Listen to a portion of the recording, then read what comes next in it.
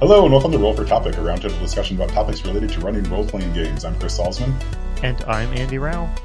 Andy, I am about to bombard you with like three separate things, but I think they're all important and they all relate back to gaming in some way. So I am physically tensing up for the yeah, yes.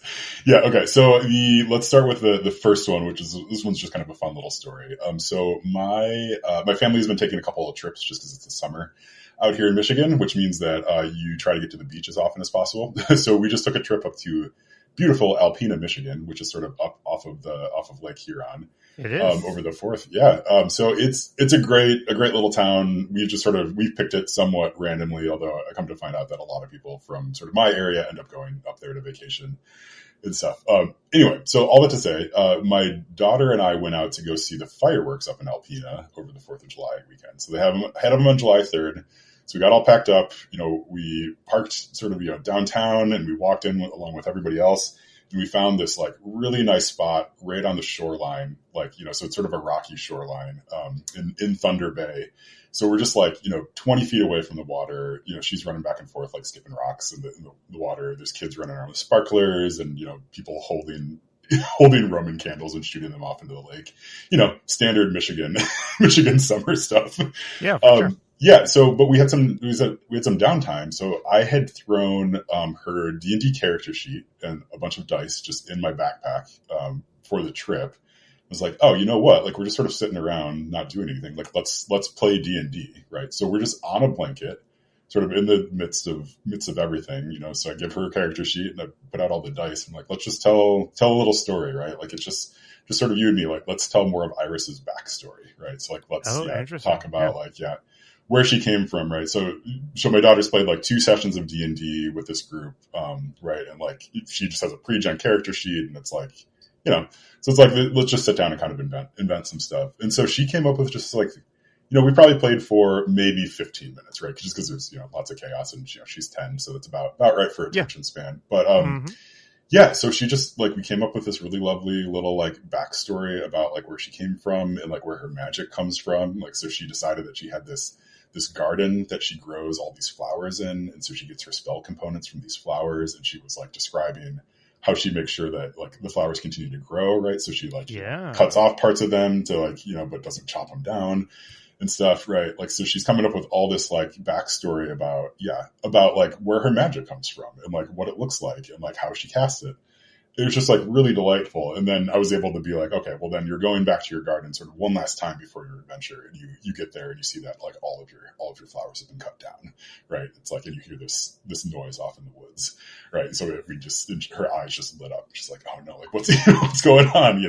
So she wanted to figure out. And it was like a very pure, like role playing experience, right? Like of just, hey, we've got the character sheet. We've got a little bit of time. Like, let's tell a story, roll a couple dice, not, too much. Just kind of, flesh out the world a little bit. So it was great. That sounds fantastic. That makes me think of two things for you. First of all, so do I understand correctly that you brought dice with you to the 4th of July trip? Like, it sounds like you brought dice. Yeah. Wait. Is this a weird thing? Am I about to find out that I'm the weirdo?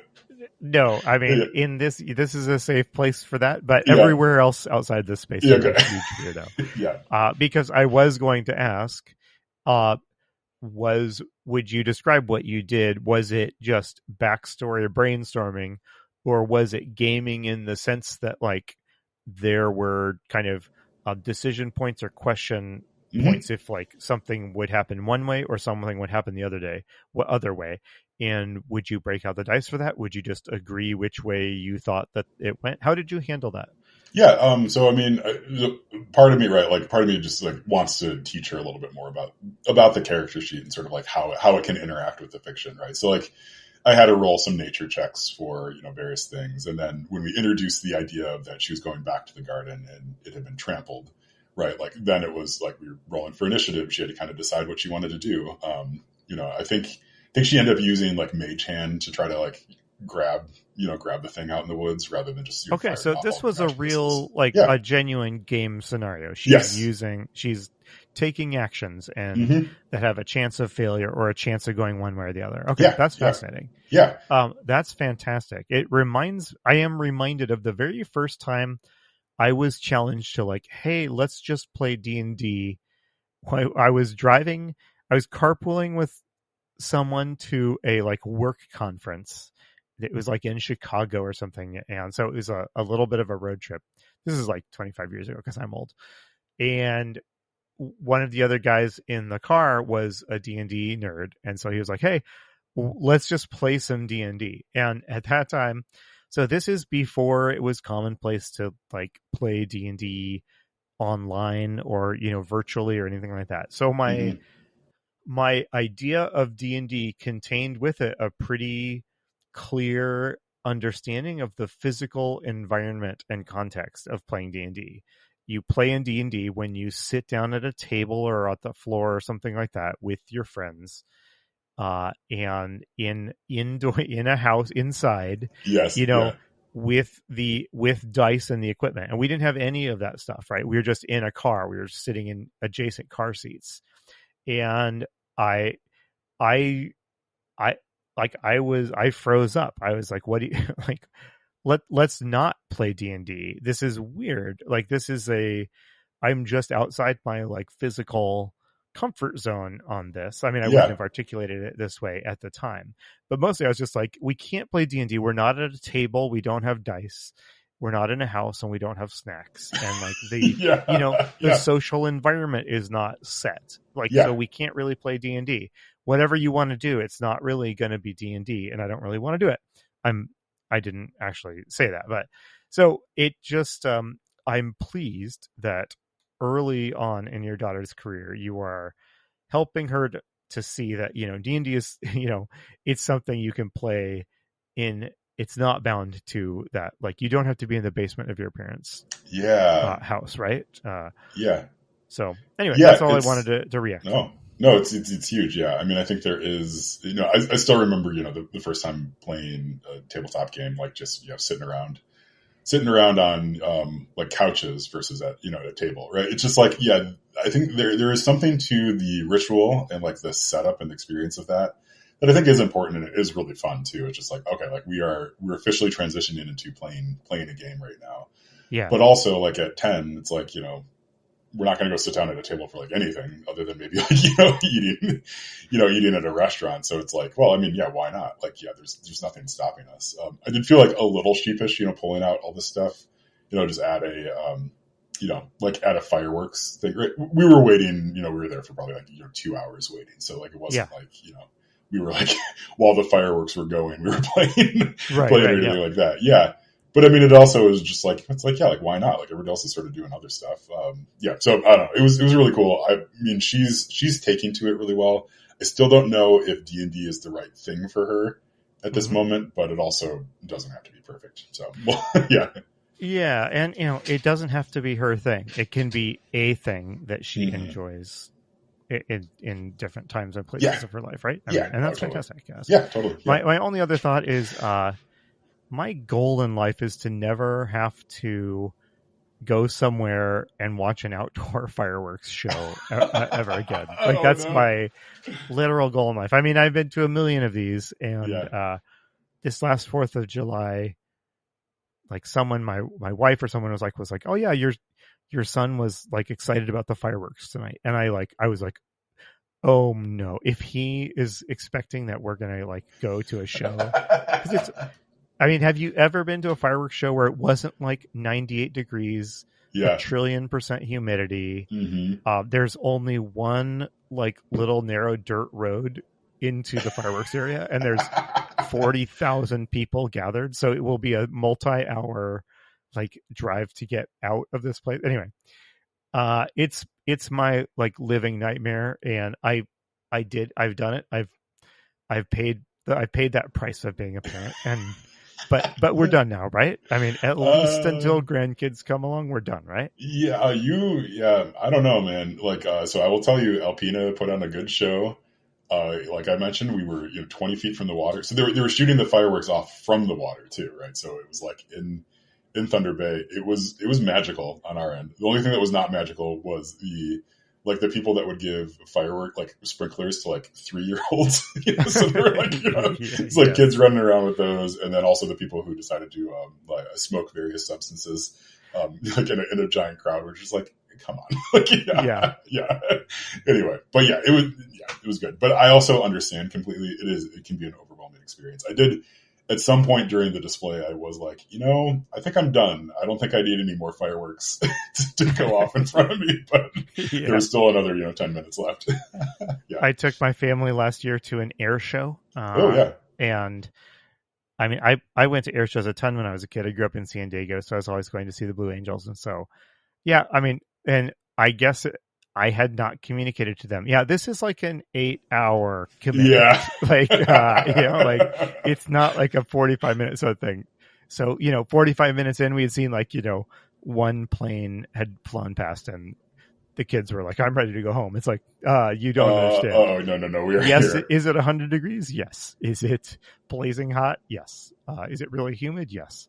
But the Thunderbirds don't come on for another probably 6.5 hours. Yeah. So, and I got to see the Thunderbirds. Yeah. Yeah.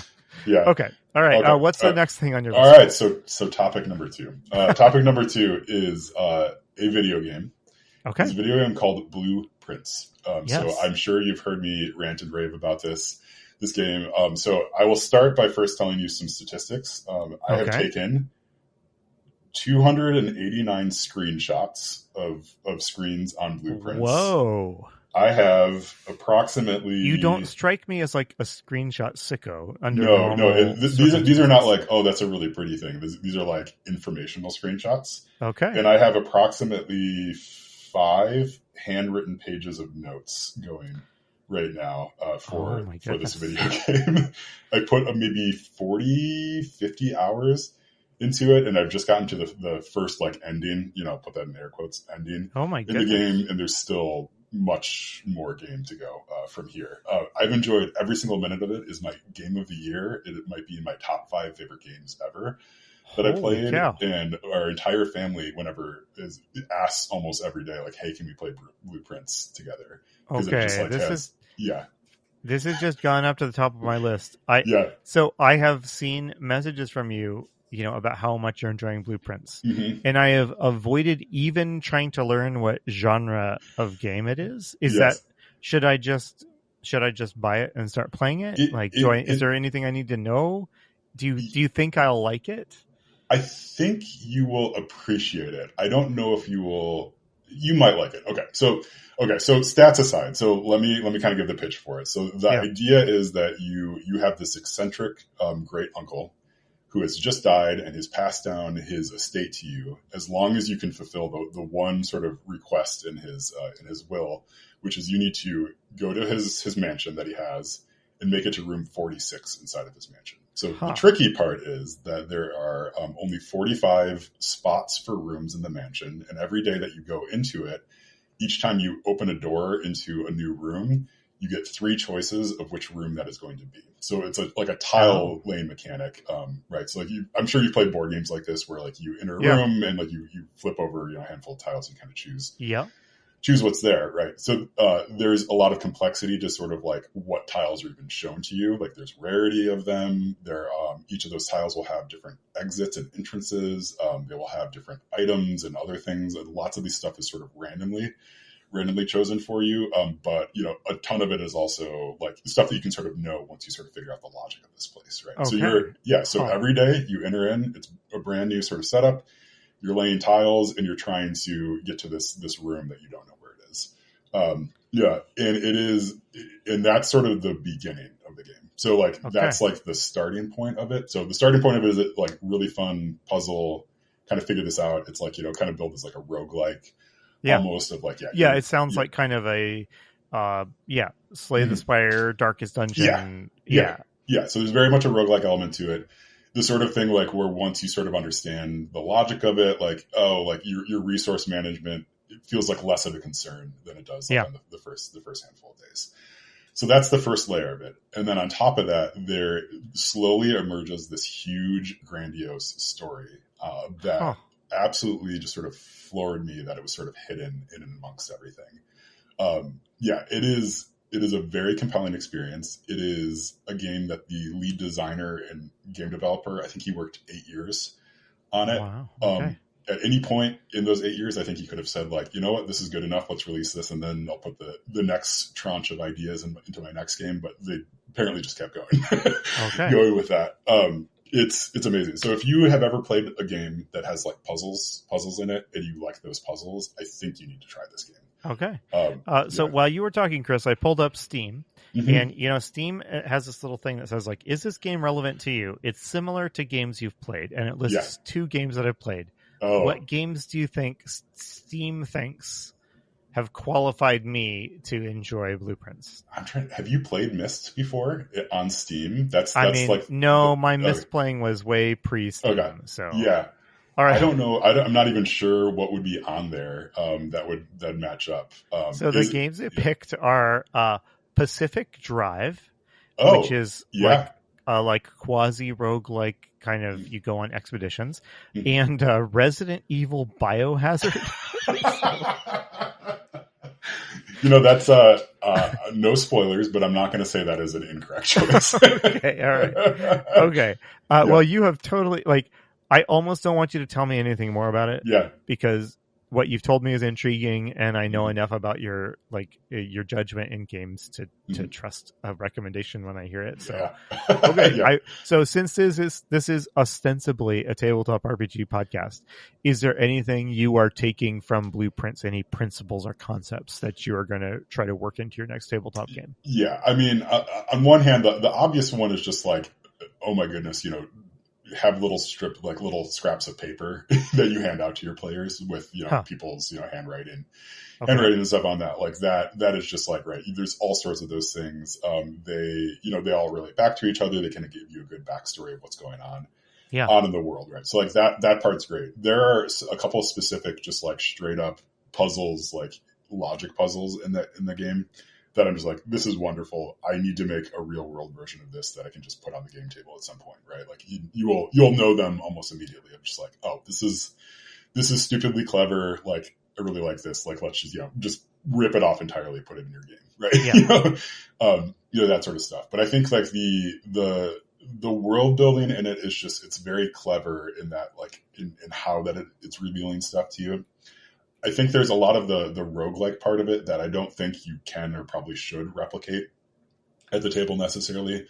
But there is a lot of like sort of the emerging mystery that is just like, it definitely gets your GM brain going as you're playing the game. You're just like, oh my goodness, like the slow revelation of like how stuff relates and like how this new information might cast this other information in a different light is just, it's phenomenal, right? It's sort of top notch. So there's like all these levels, and then just like the sense of like there's a sense of foreboding in it too as you're playing it. Like it's a very charming game, right? Like the graphics are like sort of fun. It's not like, I wouldn't call it like, it doesn't read as like a horrifying experience. No, yeah, and like I would say there are certain things in the game that freak out my 5-year-old.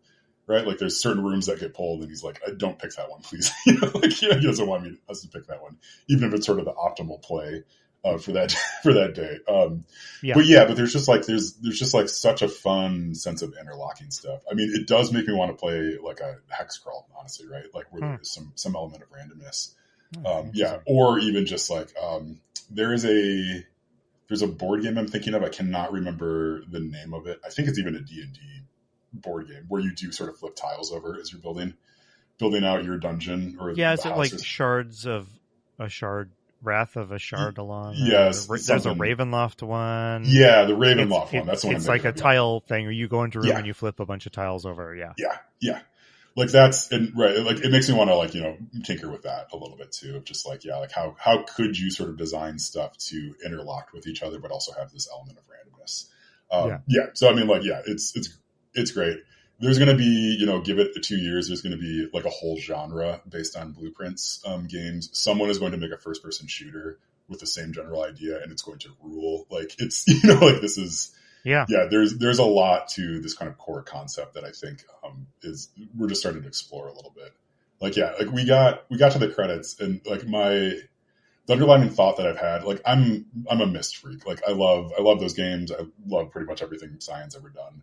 Right, like, and Cyan is in the special thanks credits, right, of the game. Like it is very much like in that vein. I keep on thinking like, oh, like Cyan's going to make a game like this, right? Or like they're going to, acquire Yeah. acquire this company or whatever. Like this is like very much in that strain of Okay. thought in terms of like how do you build a compelling narrative. Yeah. Yeah. Okay. Well, I just have two things quick to say. First of all, can you assure me it's not like there's 7 dials? The puzzles are not like there's 7 dials here and they all need to be set to like the correct number to unlock the next room, because that is kind of my memory of Myst, which I and Yeah. that's like why don't, when I would reach those, it'd be like, why don't we skip the part where I have to figure this out and we just assume I figured this out so I can get to the next part of the game, please. So yeah, I will say like most of the puzzles along those lines are more sort of like you figure out the direction of the puzzle, and then the details matter a little bit less than they would in Myst, where it's like, okay, like you've got the directionality of like how to solve this. Now you need to go find the specific information. I would say like there's still that specific information, but it's a lot less like piecing together like stuff that doesn't quite make sense. It's less math and more like language logic, I would say. So okay, that's great. Yeah. The other thing is unrelated. Steam tells me that I only have 5.1 hours into Resident Evil Biohazard, and that is because I hit 5.1 hours and my stress level was so high that I was like, I simply cannot play this game anymore. So, yeah, that's awesome. Yeah. Okay, cool. All right, so that was topic 2, and so we're relating these all back to gaming, and so I think topic 3, we'll get into a little bit more. I think gaming topics at this point. Right? For sure. So topic 3 is, so I finished the Gunslinger. I finished the Gunslinger on the beach in the Lake Michigan beach in Muskegon. I'm so pleased. Yeah. I mean, I know you. I'm so pleased that you read the Gunslinger. Yeah. I'm so pleased that you read it. So, but I'm also a little nervous about what you're going to say. Oh no, yeah, experience no, reading it. Yeah, I loved it. A little bit of this was like sort of like friend homework. Like I know enough people who have told me you need to read the Gunslinger, and even since finishing it, I've heard from more friends who are like, oh my goodness, I'm so glad you read the Gunslinger. Like my favorite book is book number 45 in the series. Like you got to get to So it was super good. I really loved it. I loved like sort of the like, I wouldn't even call it like a slow burn. It's just sort of like this steady burn of that world of just like the plotting nature of the Gunslinger and his mission and his focus, and like I mentioned it elsewhere to you. Like he's a very like dim-witted character and very tenacious, and he's sort of gross, and like he does all these things. Like he's also very compelling, but he's not like, you don't walk out of that book I think being like, yeah, I love this hero, right? He's very much an anti-hero, right? Like absolutely, you're with him for the long run, but like also at the same time, like I don't know if I want to see this guy succeed in his mission, because it doesn't seem like it's very noble at this point. And I know like there's more complexity and stuff given to his character in subsequent novels and things like that. But yeah, I mean, talk about just like a tremendous novel. I think like I've heard from a couple people, like Matt Wilson mentioned that they sort of noped out after the first book, just because the series changes a little bit. Like I would say, like if you're a fan of fantasy, it's worth reading, right? Like if you can get past some of the grossness, right? Like there's some like there's a lot of toxic masculinity in the book, and like if that is going to be bothersome to you, I think that's a fair content warning to say like, no, not worth it. For you, but otherwise I think like, it is definitely worth reading. It does so much cool stuff just with like, again, world building and setting, and like, just like this sense of foreboding. I loved it. It was great. Yeah. Well, that's fantastic. And I mean, I think you understand the book correctly. Mm-hmm. The Gunslinger is the protagonist. Is he a hero? I mean, you literally don't really have enough information about the Gunslinger to even know the justice or lack thereof of like his cause that drives him through the book, right? Mm-hmm. And what an interesting thing. Now, what did you think of? So there's kind of the book takes a weird turn. I guess we're getting to like mild spoiler territory, I guess, with the book. So I guess be cautious if you're listening. Maybe maybe if you plan to read this, stop listening for a sec. Towards the end, it kind of takes a weird kind of cosmic turn. Did you like that turn, or did you resent that it was here in the middle of your like fantasy Western? No, yeah, I think I liked it. Yeah, I think if I was expecting this to be a Western, I would have been really disappointed. But Yeah. yeah, like I, was more than excited for it to be, end up being sort of a fantasy novel. Yeah, a Western, or even if I was expecting like Stephen King horror or something like that, I think I would have been disappointed. But like, yeah, it's very much like, just a fantasy novel. So nothing about that made me like too upset. I think I would have been upset if I had read this when it first came out and didn't know that there was more books to read. Be like, oh man, like you just set me up for this huge, huge, this huge story. But then now I got to wait for the next one. In fact, a friend of mine compared it to like George R. R. Martin's, Song of Fire and Ice. It's like, like if you're really into those books, like the wait for this last one that's coming must be horrible to be trying to endure. So knowing that like there is a conclusion to this should I choose to continue reading it, it makes me sort of like on board for whatever he's going to do with it. Yeah, well, and no spoilers here, but so I read this back before the series was finished. I read like the first 2 or 3 books were out when I first read them, and then I had to wait for each new volume to come out. And I will say that Stephen King uses the Dark Tower series as a way to interrogate his own struggle to finish writing the Dark Tower series. Like, it gets wild, but that's like literally a plot point in the series, like, or at least a strain that King is clearly working out his own demons of like, am I ever going to finish this thing that this big thing that I've committed to? Yeah. And great. He did, which is remarkable. And then he went on to like for 25 more years of like writing more stuff. So there's this sense of like the Dark Tower series is kind of his magnum opus, but he finished it like 20 plus years ago and has been cruising along since, cranking out books. So he's a machine. Is there anything from your reading that we haven't touched on already that you are going to, again, I hate to be the RPG police here, but are you going to pull it out and is it going to influence your next D&D campaign, your next whatever campaign?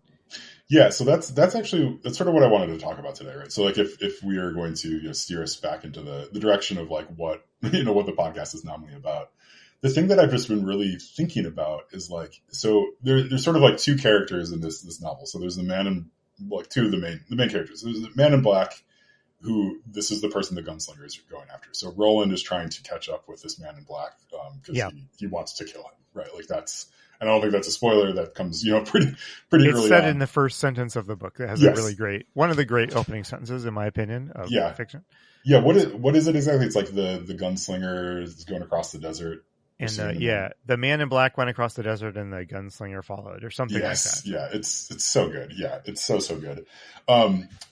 So, and I think you figured this out pretty quickly. Like, so you don't like Roland, you don't like the gunslinger, but the man in black is alluring and seems like kind of a fun person to be around.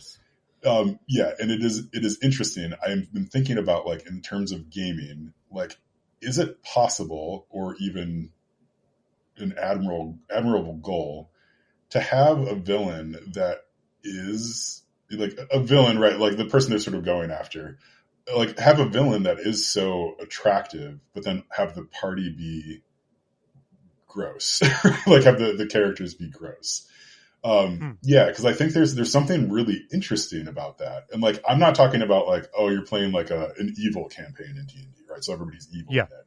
Yeah, it's like, it's almost beyond that. Like, and it's, of like, oh, the evil people, like, I don't know, like we're going to go, kill a bunch of priests or something like that. Like, there's just like something about that. Cause like, I think Stephen King is interested in morality.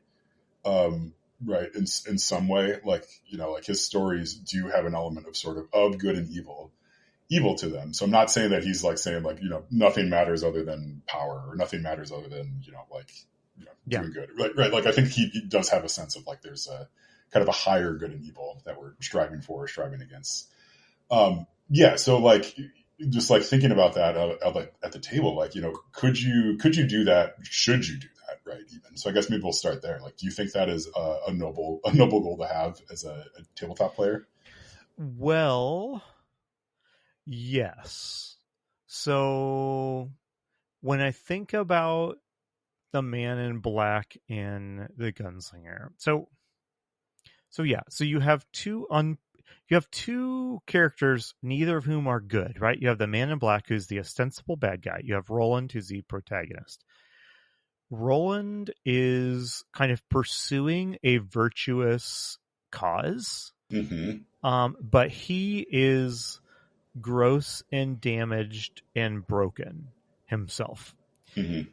The Man in Black has the Man in Black is in service to just pure selfishness, but he is a fun, interesting, smart, clever person.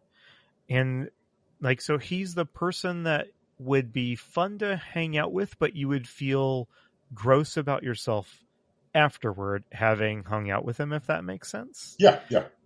And so I think he's a great model for like your kind of Strahd type, like alluring bad guy. Mm-hmm. Is he pitch black evil?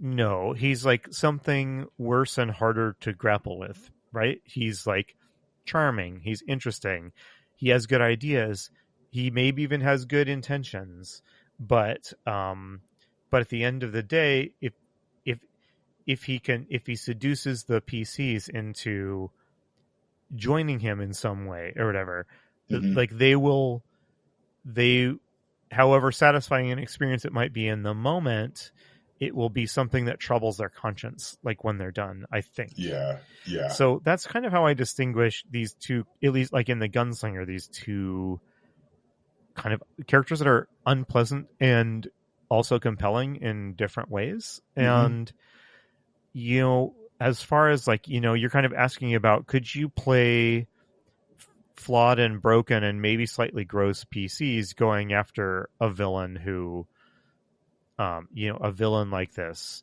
You could, I mean, you'd have to be really, if you're going to be gross, you would have to be very careful. Gross in the way the Gunslinger is gross, you'd have to be really careful with your players, Yeah. with a lot of careful communication and stuff like to make sure you're all on the same page of what you want out of this. But Mm-hmm. Yeah, that's a good point, because there's definitely, there are certain actions that Roland takes that, like, if they showed up at my table, I'd be like, no, we're not doing that at all. Like, so it's like, yeah, far beyond the, like, even like a lines and veils situation for me, right? So it's like, yeah, so I think there's something compelling about, like, he's even described as sort of like this, pig-headedness too, right? And like he identifies it within himself too. And in fact, every time that he sort of feels like he's going outside of that, he gets very uncomfortable with his emotions, right? So like part of me wonders, like, it might be an interesting approach to sort of like give your players a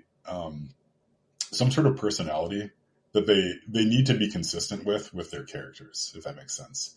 Right, like I think like video games do this pretty well. I feel like Baldur's Gate 3 in particular like does this really well. Of like each of those, the NPCs in your party have these really specific personality quirks that they're never going to change those, and I think that's pretty true to the human experience as well. So like as much as you might want, I don't know, I'm forgetting all the names of the characters, like Shadowheart. Like as much as you might want Shadowheart to like not.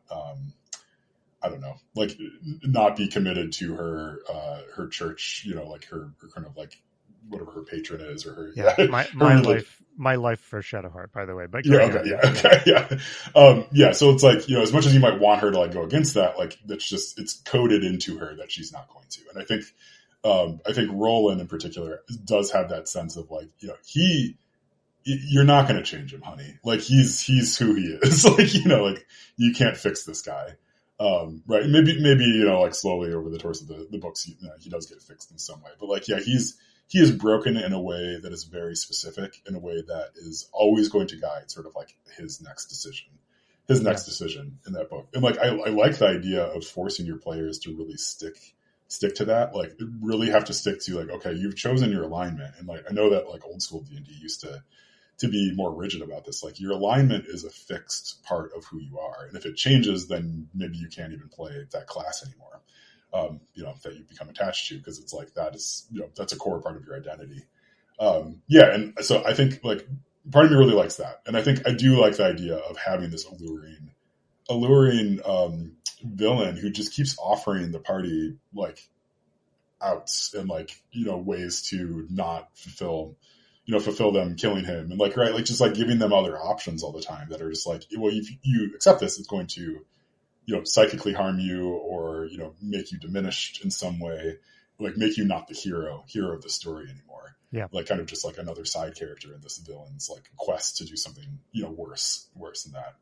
And I think that feels truer to real life. And again, I don't think you need to play games to, tell true to real life stories necessarily, but like those sorts of compromises, I think, are the sorts of things that we're faced with more often in real life. Yeah. Of just like, okay, well, it's easier to shut up right now because like, rather than push through, or it's easier to just sort of stay in my lane, or easier to like, to do this, or like, wow, wouldn't that be really nice to just, go work for Meta and on their ads platform, and like, make a ton of money, and like, there's a new opening for like Grok CEO, I think, right now. So, So I mean, right, those are options presented to you, and it's like, it is like, oh, okay, like that'd be really nice to go make all that money, but then you're also looking at like, well, then I'm also making the world actively worse. So it's like, is that right? But right, there are other ways in which those sorts of choices show up in our lives. I was on the Splat book a while ago talking about the Gunslinger, and I might have said at that point that the Gunslinger has always felt to me, the whole Dark Tower, but the Gunslinger specifically, has always felt to me like a really tabletop RPG type of story. It feels like there's a GM that keeps throwing tough situations in Roland's way to like test if he is going to continue to be Roland, or if he's going to take the option to maybe be a little bit less Roland. Roland is the Gunslinger here. Yeah. And to me, what makes the Gunslinger, what makes this story interesting is that Roland is making choices through the book. He makes a couple of key choices. There's one in particular that is like kind of the big moral choice of the book. And it's like the GM is saying to the player, all right, you told me you wanted to play this like grizzled, gruff, damaged, scarred, hardcore gunslinger badass. But I am going to give you I'm going to make you have to keep reiterating that choice. Yes. And I'm going to make it harder and harder to choose that vision of this character. And we're going to see it. And I feel like, the GM is saying this straightforward to the player.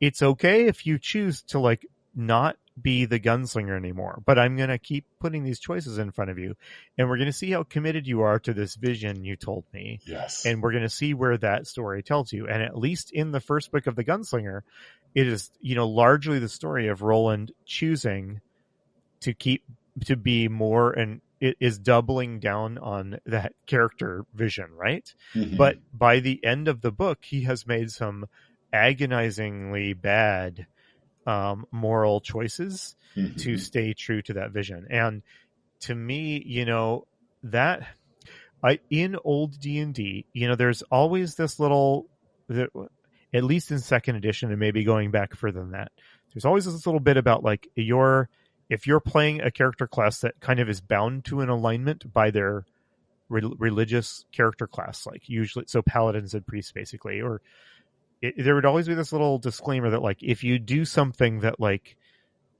displeases your deity or whatever, you will be stripped of your power. Yeah. And just, you'll become you'll turn into a fighter instead of a druid or something like that. Right. Yeah. In all of my years of playing and running those games, like no one ever did anything that would do that. Why would you choose to leave this like power that you've been given? Right. But really good, I feel like you could wring amazing drama out. I wish someone in my early days of GMing had said, what would it take to like tempt a level 8 cleric to make a choice to like that will cost him dearly and change the very nature of the person he is? Yeah. What would that take at the game table?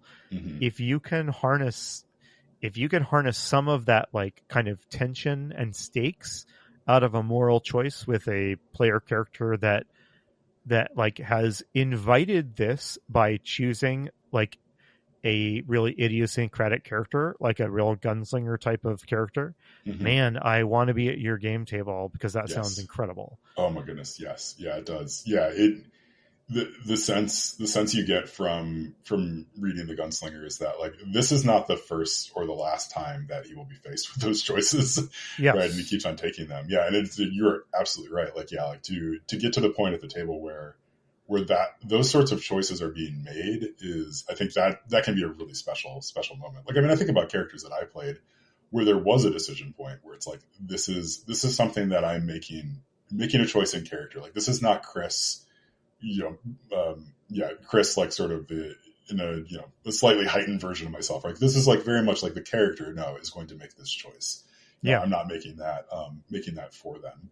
Yeah, and like that is just like that moment. I think is, for me, that's sort of the reason to play these games, right? Like that's the stuff that like really gets me going. It's just like, wow, like that is surprising both to me as the person who's creating this character, and then also just surprising at the table, and like, yeah, like all those sorts of things, right? And like you're right on, like in the Gunslinger, like there's a couple moments that really stick out that we won't spoil, but just like, yeah, like that was the wrong choice, but it was the right choice for Roland.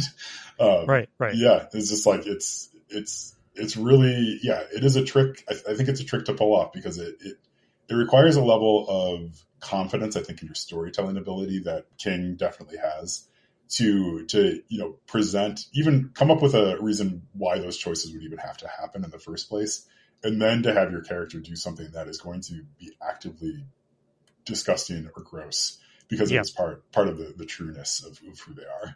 When I think about my running games back in the day with my junior high school friends, we all made characters that were like these solitary badasses, right? Mm-hmm. Yeah. And that's fine, whatever. Every teenager makes that character. And so when my players would make these characters, these min-maxed death machines, I would run adventures for them that accommodated their min-maxed antisocial death machine badasses, right? Mm-hmm. Yeah. We have all these like hardcore ninjas cutting their way through Middle Earth, and I would, I would run games that accommodated them. What I should have done was just kept asking them to recommit to that vision. Mm-hmm. Not that I don't think that you need to constantly throw agonizing moral decisions at players. If you do that, you're playing The Witcher 3, a game I have that's like, where every quest is like this excruciating, like damned if you do, damned if you don't choice. Mm-hmm. You don't have to be, you're not sticking it to your players by challenging them. You are like inviting them to make the choice to redefine themselves, like as the campaign goes on. And some players will choose to build on the vision that they had at the start, and they'll make choices that reinforce it. And like in the Gunslinger, Roland is building on his character choices at the beginning of the novel, throughout. Other players may decide, okay, this, I know I said on this that I'm like a taciturn, antisocial dwarf that hates elves. Yeah. But given this opportunity, I'm going to make a different choice. And that's not like you haven't failed your character vision. You have just given us a new direction for that player character to evolve. That sounds amazing. If you are not giving to your players like periodic opportunities to recommit to one vision of their character or another, I think you are missing out on some opportunities for some great like role playing, honestly. Yeah, absolutely. Yeah, it's very well said. Yeah. All right. Well, this has been a super good conversation. Yeah. Thanks for humoring me with my 3 topics there, and then the secret 4th one. So I am going to have to get blueprints now. My Resolve has broken down. I That's also might need to revisit Resident Evil Biohazard because I'm kind of ashamed by that. You only played 5 hours. So you got too scared after 5 hours. Yeah. That's totally fine. Yeah. So yeah, I mean, of course, let me know if you do play Blueprints. I guess I didn't mention, I also have 2 or 3 separate text threads going with various groups of friends who are all playing it too at the same time. That's in fact, the best sign of a good game or a good movie or good show. I know. Yeah. I have a group text with a couple of friends called Puzzle Chat, where we started it because we were all doing the same jigsaw puzzle at the same time, which like, I'm not like super big into jigsaws, but like, ask me about it later. Like I've got a couple recommendations, but yeah. And so like, it had been dormant for maybe a year or something. And then all of a sudden I get a text message from, one of the people in the chat. Just like, are you guys playing Blueprints? And like, I just took a screenshot of the screen of me playing Blueprints at the exact time that he sent it, and sent it over to him. So yeah, that is amazing. Yeah. So anyway, it is, it will infect you and your friend group, if you like it. So, if you don't like it, I mean, please let me know, although I'll be very sad. Okay, well, that does it for us. We have been Roll for Topic. We're part of the Roll for It Media Podcasting Network. Our sister show, The Splat Book, is coming back, I think, after a little bit of their hiatus. They did a special episode that I have not listened to, and I think they've got another one coming soon where they did an actual play of a friend of the show, James's game, Netcrawl, which I'm looking forward to. I've heard really good things about that. I think I even helped back it. But I think that does it for us. We have a couple more summer episodes I think coming where I'm sure we're gonna have some travel and other stuff like that. So just bear with us. I think we're gonna get back into rolling on a table pretty soon once we can kind of get our feet under us. And then also for those of you who sort of know us in person, we're going to be doing another Roll for TopicCon in September, so you can ask us for more details about that. I think that does it for us. You got anything else, Andy? No, I think that we've covered it all. Yeah. Oh, no, we did not cover it all. Zombie Strains has started season 2, so you can go listen to season 2. With Andy and John, which is very exciting. So I'm glad you're sticking with it, and you're going to do another season. It's been a blast. Yes. Yeah. All right. Well, that does it for us. So I've been Chris Salzman. I've been Andy Rao. Remember, if your players are having fun, you're a great GM.